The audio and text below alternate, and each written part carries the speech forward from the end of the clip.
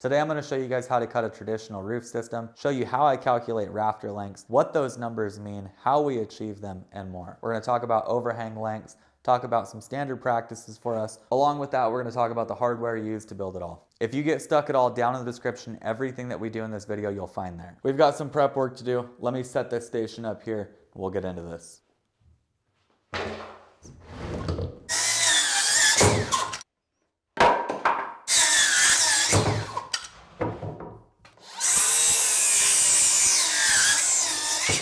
So what I'm creating right now is what is going to be the outside of our walls here.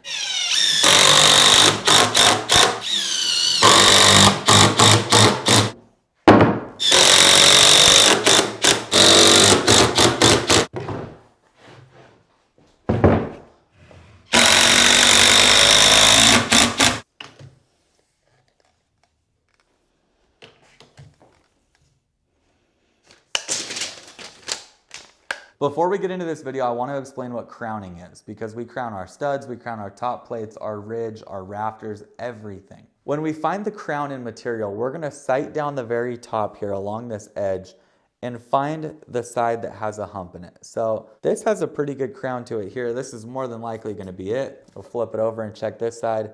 And this side does have a bit of a belly. So this up here is our crown. We're always gonna put crown up. So when we cut these rafters here, we're gonna sight down them first and make sure that the crown is up here. The reason we do this with the ridge beam or the rafters here is so once the roof is loaded, we've got our sheathing on there, we've got all of our roofing materials on there. If it has a slight crown to it and it settles a little bit, it's flat. If it has a belly in it from the start, it's only gonna get worse. So crown is always up.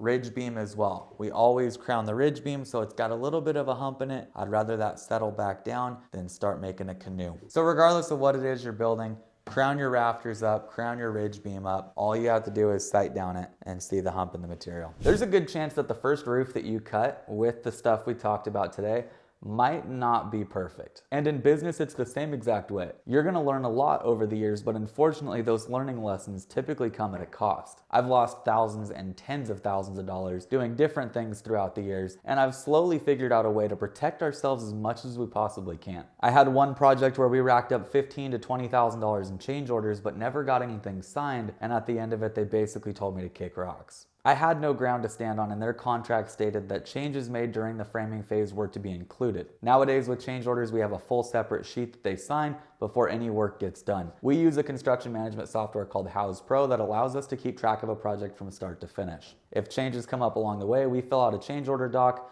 which is crazy as it sounds, can be done straight from my phone and sent to the client. We have that document signed before we start any of the work. And that's how you guys should operate as well. You're estimating your proposals, your client communications, your timelines, everything can be tracked in Houzz Pro from a phone, a tablet, a PC at home, wherever you may be. For a limited time, you guys can click the link in the description down below. Check out Houzz Pro. If you run a business, you need something like this. It's not that you should have something, you need it. So let the mistakes that I've made teach you guys something, because it cost me thousands to learn those. Back to the rafter cutting video. And just remember, you may mess up the first roof you cut. It's okay. I want to cover some basics really quick. So right now we're looking at our speed square. There's a few things that I want to note. First off, we've got two sets of numbers. We have our hip and valley numbers right here. That's for if you're cutting a hip or a valley. We're not even going to look at those today. And then we've got these commons across the bottom here. These are our roof pitches. These are as well, but this is if we're cutting common rafters like we are today with this gable end roof. Now up at the top here, you can see the word pivot. That's where you're going to pivot the square to do any sort of markings that we've got here. So off of the pivot point here, you can see that we run perfectly through 3 and 12 or 14 degrees. That is what this roof is cut on here, and that's what we're going to talk about today. So if you're cutting rafters and it's not a hip or a valley, disregard the hip and valley numbers up here. You're going to use these commons down below. If you're ever confused on what the roof pitch is that you're working on, take your square with that pivot point that we noted and put it as close to plumb as you can get it. Throw your torpedo up against the side of it, and you can see once it's plumb that we're on that 3 and 12. You'll look through the square, off of that pivot point, make sure that's all the way down, and whatever this lines up with, inside of there, that's the pitch of the roof. So with our square on our pivot point, you can see the material perfectly through there at the 3 and 12 mark. So if you don't know what the roof pitch is, you can always do this. So what I've got here on this side and this side here, replicate top plates of a building. When you build your walls, you'll have double top plates.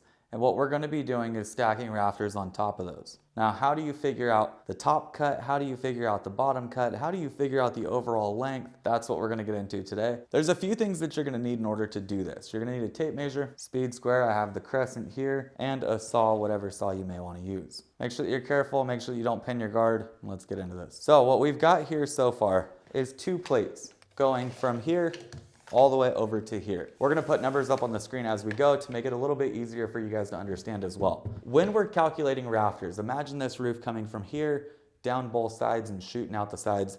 That'll be our overhang. We'll get into that eventually. These 2 top plates represent the top plate of our wall. And what we're looking to do is build a roof on top of these. Now, where do we start? How do we do it? Let's get into it. There's a few things that we need to figure out prior to cutting this roof. What roof pitch are we planning on using? You have a 1 and 12, 2 and 12, 3 and 12. Those are really common out here in California, where we've got fairly mellow roofs, and then you get into the steeper roofs where they have snow, so the snow will actually go off of the roof. You can get into 10 and 12, 12 and 12s, and even further. For today's example though, we're going to keep it fairly simple, and we're going to use a 3 and 12 pitch roof. Now, if you don't understand what that means, for every 12 inches of run, we're going to rise 3 inches. That is the simplest way I can put it. So for every 1 foot that we go closer to the center, we're going to go up 3 inches. Over 12, up 3. Over 12, up 3.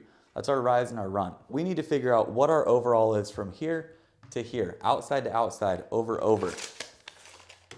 I built this here on my countertop. I've got 61 inches here in the back, and I have 61 inches here in the front. We are perfectly parallel. So that 61 inch number is going to play a huge role in how we calculate this roof. We're going to take that 61 inch number that we just got that is over and over here, and we're going to break that down and show you how to get your rafter number. The first thing you need to do is recognize what you have for a ridge beam. The ridge beam is the piece that goes up at the very top in the center of both the rafters. In this instance here, we're going to use a 2x8. So I'm going to go ahead and cut that now, the same length as both these here. So we've got our ridge beam here, 2x8 ridge beam, 1.5 inches thick, 7.5 tall, 61 inches from outside to outside. Let's get into the math on how we figure this out. So I'm using the Construction Master Pro, downloaded onto my phone. It's with me at all times. It never breaks. That is the reason why I use it. The calculators that I normally buy from Home Depot last a good 6 months and then they're trash. We have 61 inches over from that side to this side here. We have an 1.5 inch thick ridge beam, that 2x8 that we've got there. So we're going to subtract 1.5 inches. Now we've got 59.5 inches. We're going to divide that by 2 since we're looking to make 2 equal sides here. So 29.75 is now our run for each side. Now we can calculate the rafter length. So we talked about the roof pitch. It's going to be a 3 and 12 roof pitch. So 29.75 is going to be what we call our run. Remember how we talked about for every 12 inches of run, we go up 3 inches. That's our rise. So 29.75 is our run from right out here all the way into the center up alongside the ridge beam since we subtracted that 1.5 inches. So we have a 29.75 run. We'll hit run up top. We know that we have a 3-inch pitch and we're going to hit diagonal. We have 30 and 11/16. Now this is going to be the number that we use to actually cut the rafter. So let's get into that.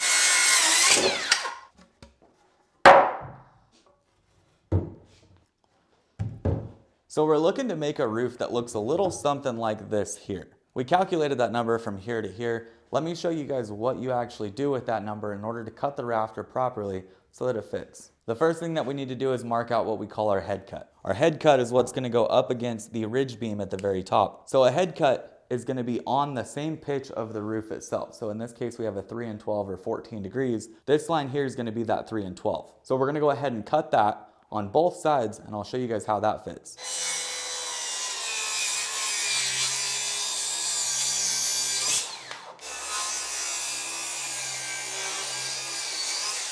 So if we put these together in the center, you can see that they match up perfectly. Slopes out symmetrical both ways. The problem that we've got is we need to fit this 2x8 ridge beam in between the two of them. But before we do that, we need to make sure that we have the bottoms of these rafters cut so they bear fully on the 2x6 here. This is what we call our seat cut.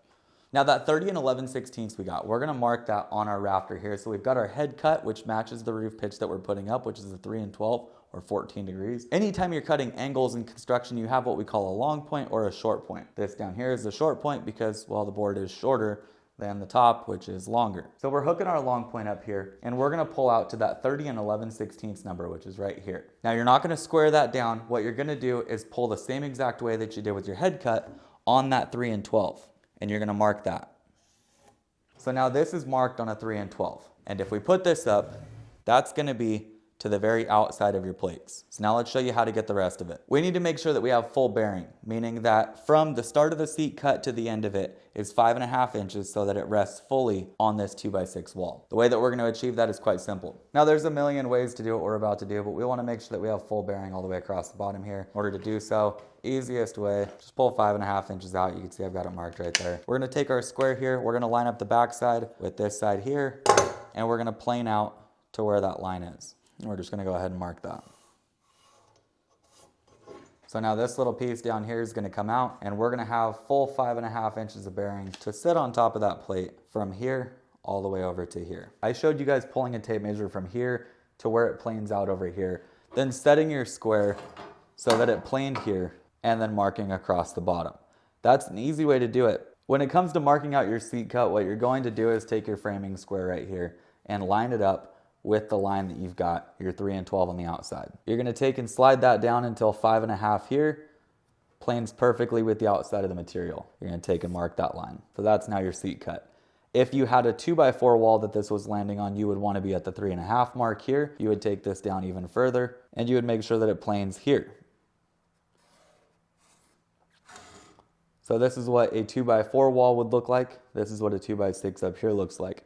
Framing square is the easiest way to do this. You know that you've got a perfect 90 right there, so if you line this up and mark this out here, that's gonna be perfectly level, sitting right on top of your plates. So then we have what we call a heel height. Your plates are gonna go right in here, and from the top plate up to this outside corner here, that's your heel height. So we would pull a number from here down to here. So our heel height on this is 4 1/8, and that is from here to here. I gave you guys another option of marking out 5.5 inches here, and then taking your square, lining it up the same exact way we did with the framing square.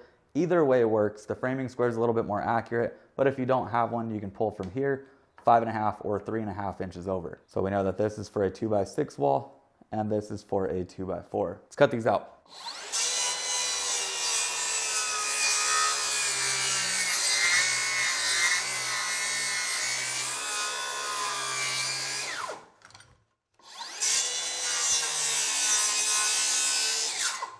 So this is what a seat cut looks like. We've got full 5.5 inches from here over to here. This is gonna overhang our plates on the outside. This is what we call our heel height from here to here at the very outside of your walls. This is where you would install blocking before finishing up the building. Let me cut the other side and show you what these look like. Once you have a rafter that you know for a fact works, the easiest way to cut rafters is by taking a jig and going ahead and marking each one after that the same exact way. If they're wrong, at least they're all the same. If they're right, they're all gonna be perfect, or as close to perfect as you can get. So we're gonna scribe this one here and make that cut. For reference though, we are gonna mark that 3 and 12.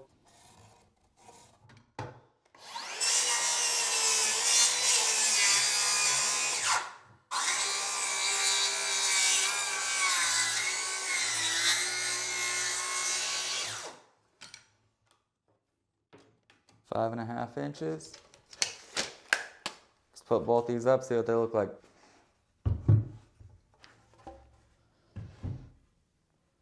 So you can see both rafters fit perfect along the seat cuts there. This one as well. We've got a little bit of wane on this lumber. That's what it would finish out to over on this side. But both of them fit great. We've got a nice little slot in here, which ideally should be 1.5 inches. We have 1 9/16. I'd say we did pretty good. Now traditionally we would nail all this together with 16Ds. But for this demonstration we're going to be using 3-inch screws down through the side of the rafter into the top plate.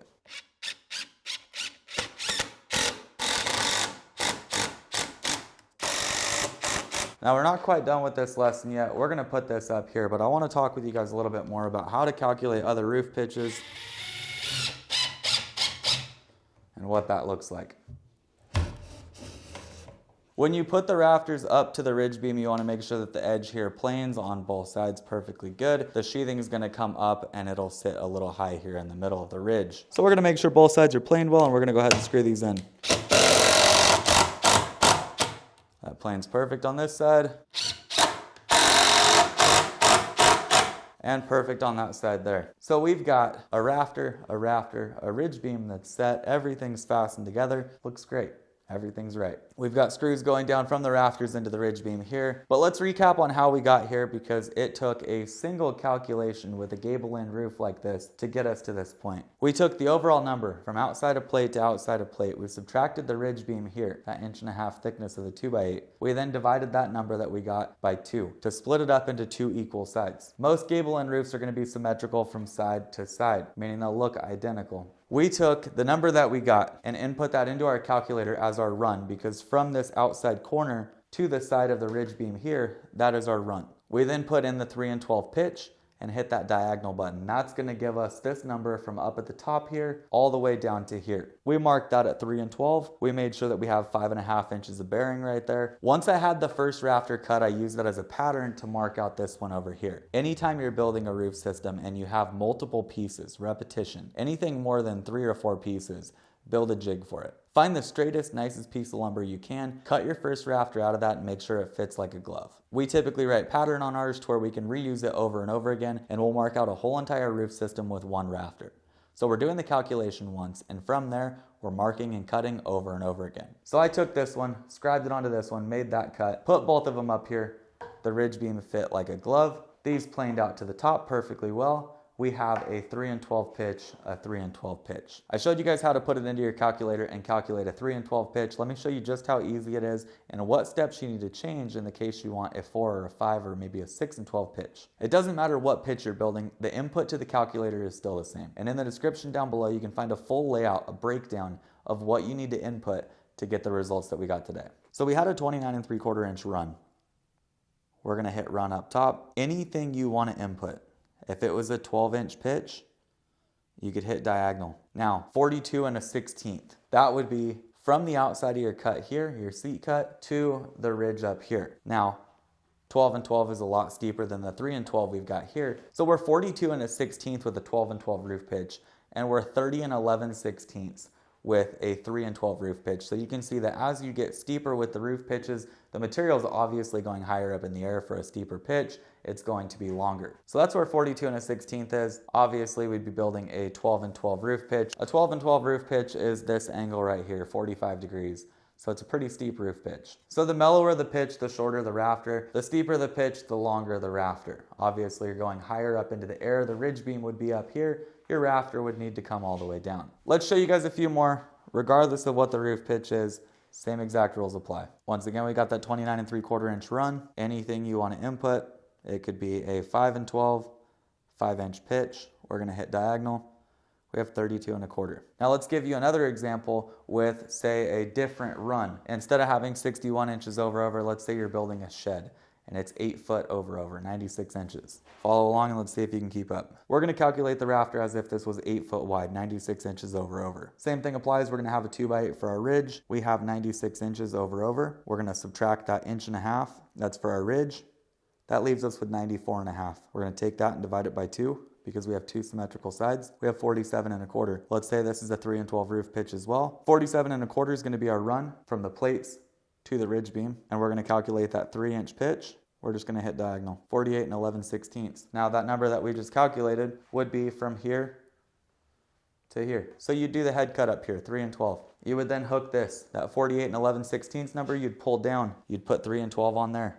You'd do the same exact 5.5 inches for your seat cut, so it bears fully on the 2x6 wall. You would then have a rafter cut for an 8 foot wide building. Once you understand how to break down the numbers that we've got, the overall, subtract the ridge, divide by 2, input the pitch, it's all pretty straightforward. And it doesn't matter what roof pitch you may be doing or how wide the building may be, it's all the same. Once you get into hip roofs where you've got hips, valleys, and it's not just a straight gable like we've got here, it gets a little more complex, but it's still the same concept of rise and run calculated with the roof pitch. When we talk about overhangs, a lot of people think that we're going to continue pulling from the top of the rafter down and carry that out to create our overhang. So if we had a 2 foot overhang, we'd hook from here and pull down, but that's just simply not correct. When we talk about having a 2 foot overhang, what we're actually meaning is butting the plates down below and then pulling out level all the way across to create a 2 foot overhang from the outside of the building to the outside of the fascia board. So with a 2 foot overhang, we'd mark it out here at 2 foot, level from butting the plate, or if you had shear panel, butting the shear panel. Now the easiest way to mark out for this is by creating a jig like this. Anytime you have to do something over and over and over again, create a jig. Like I said, if you had 40 rafters to cut, create one that's as close to perfect as you can get it, and then take and scribe that onto the others. That way, all of them are identical. And the same thing can be said about cutting tails. So this block that we've got here on the bottom is cut on a 3 and 12 or 14 degrees. And then we've got this block to the top of it screwed in. All we're gonna do is take that block and slide it down to where that 24-inch mark is, and we're just gonna take and mark that. Now we want 24-inch overhangs, and that's including our fascia board. So what we'd be pulling is 24 inches out level, and then you go back 1.5 inches for your fascia board. So this is the mark you'd really want.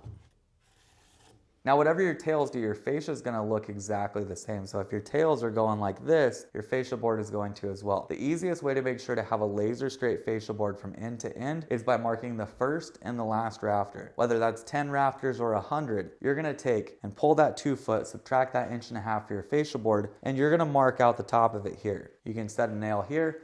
Go to the very far side, your last rafter, and do the same exact thing. 24 inches out, subtract that fascia, mark the top of it, pop a string line all the way through. Then you're gonna take your trusty jig and go through and mark out each and every one of them. String lines do not lie, so if you hook the end all the way to the beginning, pop a line, and then use your jig, you're as close to perfect as you can get. So that's how you calc out your overhang. Let's give you another example. Let's say we wanted a 12-inch overhang.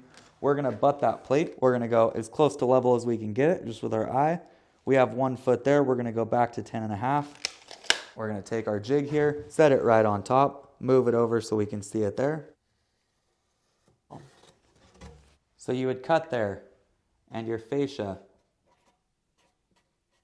would go here. So now we've covered how to calculate your rafters, how to cut your rafters, what your seat cut looks like, what your head cut looks like right up here. We talked about the overhangs and how you get those. Instead of pulling down from the rake of the roof here, you're going to butt the plates and pull out as close to level as you can get it, then subtract the thickness of your fascia board. That way, once your fascia is planted on the outside there, you are at your desired overhang length. Now there's a few ways to finish out a building like this. You've got collar ties and you've got ceiling joist. Ceiling joist is by far the most common. It's going to span from plate to plate, run all the way across, and that's going to not only create your ceiling, but it's going to triangulate the building to prevent this ridge from having weight pushed down and pushing the walls out. You can achieve the same thing with a collar tie, and we'll have examples of both of them up on the screen. A collar tie is only going to run up at the very top of the roof system underneath the ridge. It's going to achieve the same thing of creating that triangle and preventing weight from pushing down and bowing out both walls. If you're building off a set of residential plans, you should have a call out as to whether you're supposed to use ceiling joist or collar ties.